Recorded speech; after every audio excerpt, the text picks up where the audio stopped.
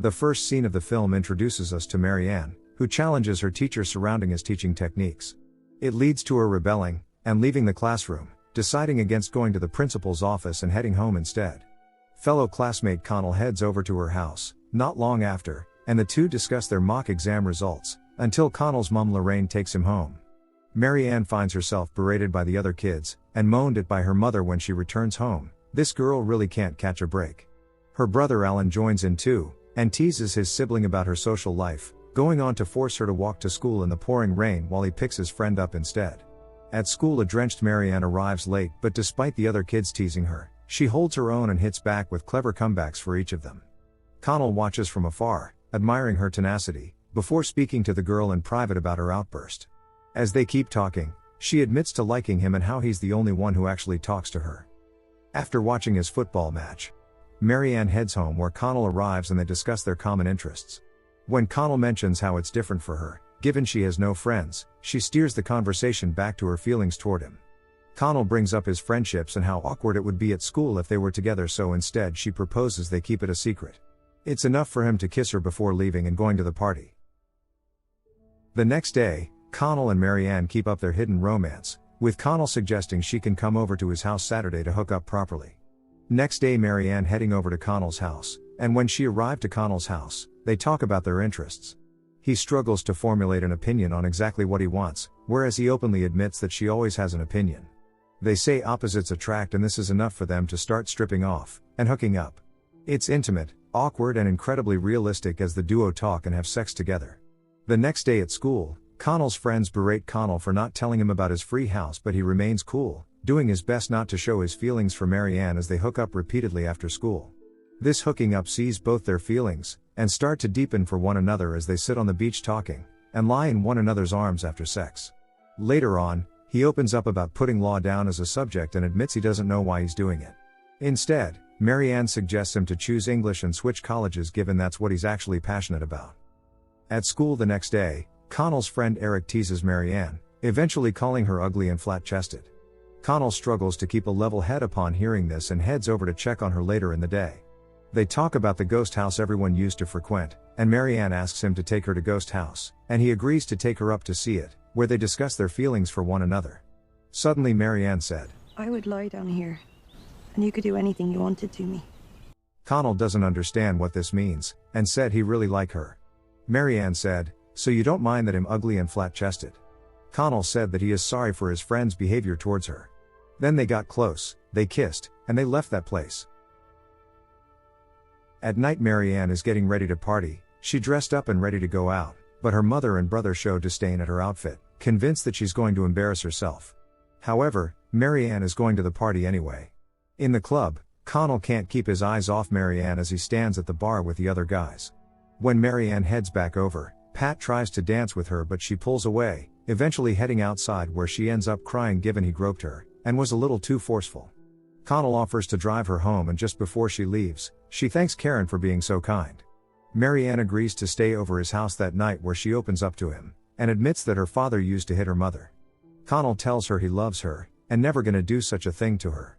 And in the morning, Connell's mom sees Marianne leaves house. Connell tells his mother not to tell anyone about their hidden romance. Lorraine isn't so sure this is the right move, but it's not good. At school, rumors spread about Marianne and Connell hooking up together. In order to try and quell the rumors, Connell invites Rachel instead of Marianne to the Debs. When he breaks the news to Marianne though, she's heartbroken but keeps it together until he leaves the room, sobbing uncontrollably. When Lorraine finds out what's happened, she tells Connell how ashamed she is of him, and leaves the car. The next day at school, Marianne doesn't show up, and it leads Connell to message her but she ignores him, instead finding comfort in Lorraine when she's over cleaning at her house. Lorraine hugs her, and tells her that Connell doesn't deserve her. The Debs rolls round and a reluctant Connell heads there with Rachel to enjoy the festivities. As he watches Rachel dance, it's not the same as how he felt seeing Marianne, and his friends clearly sense this too. Outside, Sean speaks to him privately and admits that the whole group knew Connell had been sleeping with Marianne all this time. When he questions her about why he did it, he silently walks back in, and collects up his things, now understanding what he really wants, and knowing his relationship didn't embarrass or change the way his friends felt about him. He leaves Marianne a voicemail admitting how he loves and misses her, breaking down into tears.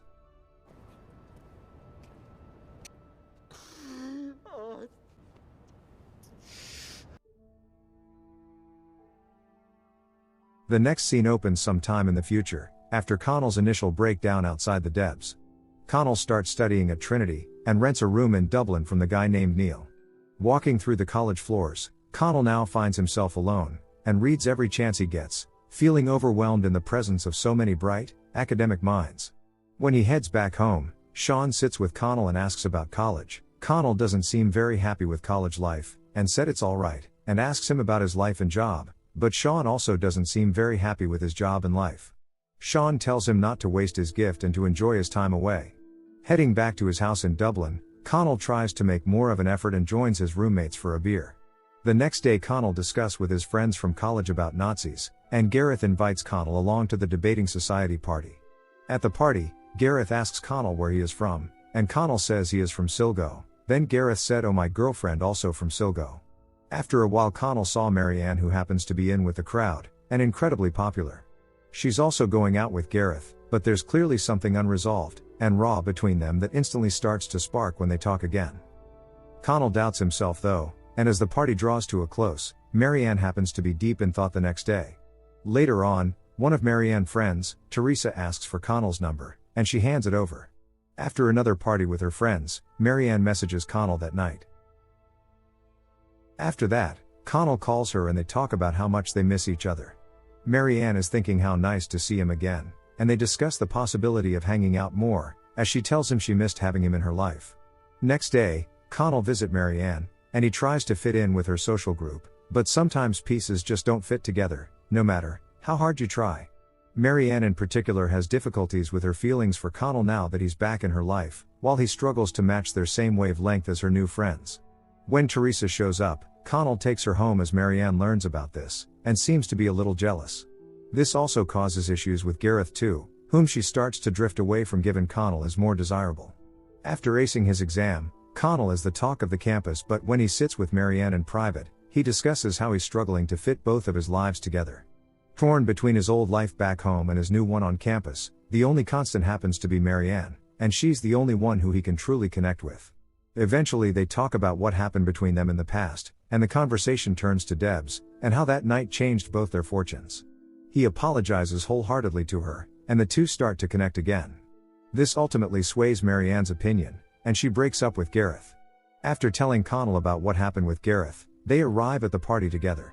Drunk on gin, Marianne stumbles through the crowds, and tells Connell she wants him to sleep with her. He refuses because he saw Marianne is drunk, though given she's wasted, but does kiss her before leaving. In the morning, the two head back to Marianne's place, and hook up properly, admitting afterwards that what they have is special. In the next scene we see a shot of a smashed glass in the sink. 6 weeks earlier we see Connell and Marianne together and hooking up in secret just like before. Peggy quizzes them on the idea of a threesome, but Connell is visibly uncomfortable by this suggestion. When she leaves, Marianne asks whether he wants to, she will do it for him. Marianne just wants to please him. And he replies that you shouldn't do what you don't want to do. Unfortunately sometimes all good things must come to an end, and Connell loses his job thanks to refurbishments at the restaurant, and the place closing down. Realizing he'll need to move back home given he can't afford rent, he struggles to ask Marianne if he can live with her for the time being, believing it'll ruin what they have going. Back home, Marianne having dinner with relatives, and falls out with her brother as she talks about her exam work, with him believing that she's going to overshadow him in the family. He dumps water on her head, and the misery she feels is too much as she heads back to Dublin. Once there, Connell and Marianne hook up again, but things are different. He refuses to ask her to move in for the time being, and struggles with public displays of affection. This volatile cocktail starts to stir, when Connell slips up with his essay, and Marianne is questioned by some of her friends whether he's actually right for her. Giving it some thought, Connell finally sits with Marianne, and puts his hand around her, the first sign of affection in public. Only, he struggles to ask her if he can move in, and as she closes her eyes, soaking in this moment, she misses that he's pained, and internally torn over what to do. As he breathes heavily, we cut forward to Marianne alone in her kitchen sobbing after smashing a glass. Connell packs up his things and leaves. Next scene opens in July with Connell drowning his sorrows in alcohol. We then cut back 6 weeks to see the time we lost. Connell tells Marianne he won't be at Trinity for the summer as he has to move out. He tells her he'll be going back to Sligo, and the two decide to see other people. Only, Connell is a complete mess, and after hooking up with his old teacher, He heads home to stew over his past decisions. Marianne meanwhile tries to move on as well, and with their breakup still raw, they agree to be friends. Connell shows up for her father's funeral, and the two cast a warm smile at one another, a possible sign that their friendship is on the mend. We then jump forward to September where Connell and Marianne sit drinking coffee together. Marianne is now dating Jamie, and it turns out he's a sadist, which certainly makes him awkward. She tells him they don't have to talk about it, but he insists. Marianne admits that she feels like she's playing a part, whereas with Connell it all felt very real. Exams begin, distracting both of them from their feelings, with both Marianne and Connell managing to ace their respective scholar tests. While the group toasts to Marianne's success, Connell rings and tells her he's in trouble. She rushes off to meet him, and with blood oozing down his mouth, it turns out someone tried to mug Connell. Drunk and stumbling, Connell tries holding her hand, but she rejects him, despite their obvious feelings for one another. This is yet another teasing throwback to their moments in the past where she was drunk, and he rejected her. It's clear they both have obvious feelings for one another, but given their circumstances they can never find the right time to be together. Marianne discusses her feelings for Jamie to him as the conversation turns to their own past relationship. They discuss their breakup, and what a misunderstanding it was. She tells Connell it would have been okay for him to stay, but with the damage now done, and both of them seeing different people, they head back to their respective lives with big what-ifs hanging over them like a black cloud. Back from backpacking, Connell and Neil return, and meet Marianne and Peggy in Italy at her family's summer house. Things are a little awkward between Connell and Marianne to begin with, but both of them seem to have moved on now. Connell calls home, and speaks with his girlfriend Helen, while Jamie stays close to Marianne. After spending the day together, Marianne and Connell reconnect, and discuss their changing fates. It turns out he's been emailing her too, and as they head back to the house, tensions are clearly running high between Jamie and Marianne. At dinner, Marianne excuses herself to get another bottle of wine, while Jamie's perspective on life and culture makes things awkward for everyone. Eventually things take a messy turn, and Jamie goes completely off the rails, prompting Connell to interject and help Marianne before things turn violent. Marianne stays in Connell's bed that night, and she tells him she believes there's something wrong with her given no one seems to love her. In the past her brother Alan wished she was dead, and told her outright that no one would miss her if she was gone. Connell is clearly torn up about this, but she tells him she didn't want him thinking she was damaged. After stopping themselves from letting their kiss go any further, in the morning the group head to Venice. Connell stares at one of the paintings in the gallery, and as he does, Marianne stands and stares with him in silence. After their summer away, Marianne's studying in Sweden and dating a man named Lucas, whom she meets at a party. She's still talking to Connell via email regularly, but everyone else isn't receiving as much attention from her. Marianne heads out for coffee and cake with Lucas, but she's not sure whether this is right for her. Conflicted over what she wants, she tells him she wants the opposite of him showing affection, deciding to embrace the pain she's feeling instead. Meanwhile in Dublin, Helen and Connell continue their relationship together. While they make love tenderly, Marianne meanwhile starts to descend into a dangerous downward spiral, with Lucas using her and tying her down on the ground while he has his way. Marianne continues to distance herself from her friends and family back home, instead slipping further as Lucas decides to take Marianne's picture, her hands bound, and following his instructions. She pleads with him not to continue, but he doesn't listen, telling her this is what she wanted. Connell sends another email after not hearing from Marianne for a while, telling her that she has friends and family that love her very much. It's enough to get through to her, and Marianne decides to leave Lucas, unable to deal with this relationship any longer. As she steps out into the cold air, she looks out at the horizon and wonders what's next.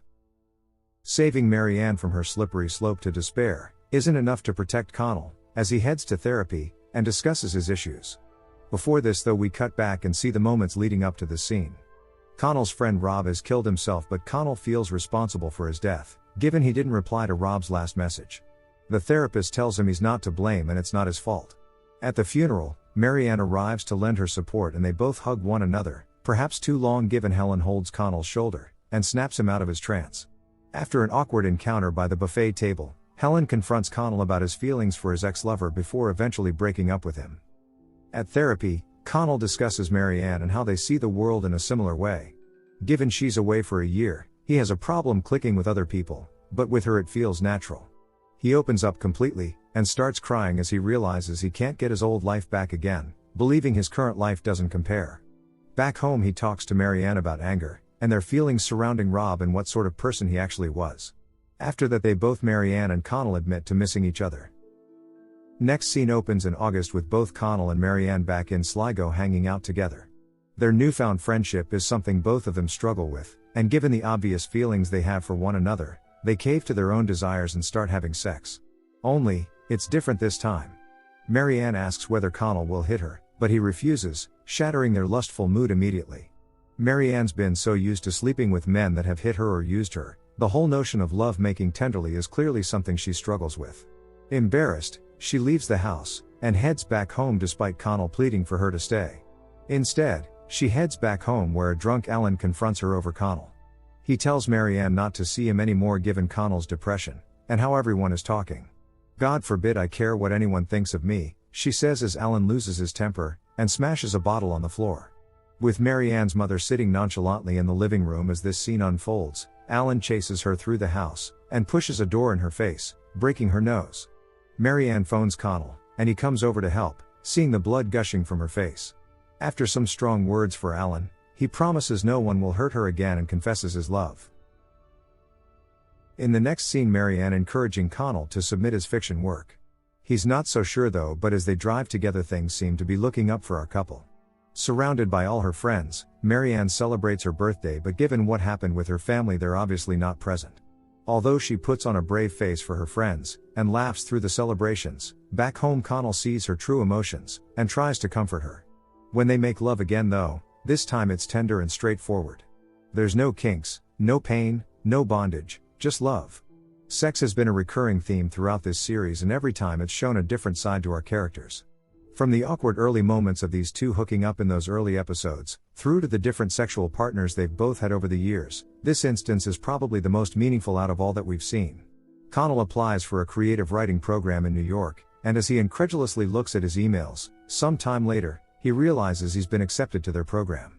He doubts himself though, contemplating whether he should go or not. For now, he pushes it to the back of his mind as Christmas approaches. Marianne joins Connell's family for Christmas, and given her own broken home, she finally experiences a proper family Christmas. There's party games, a lovely dinner, and laughter floating through the warm rooms of the house. This Christmas cheer is alien to her, and as she excuses herself, Connell follows soon after, and talks to her about how she's feeling.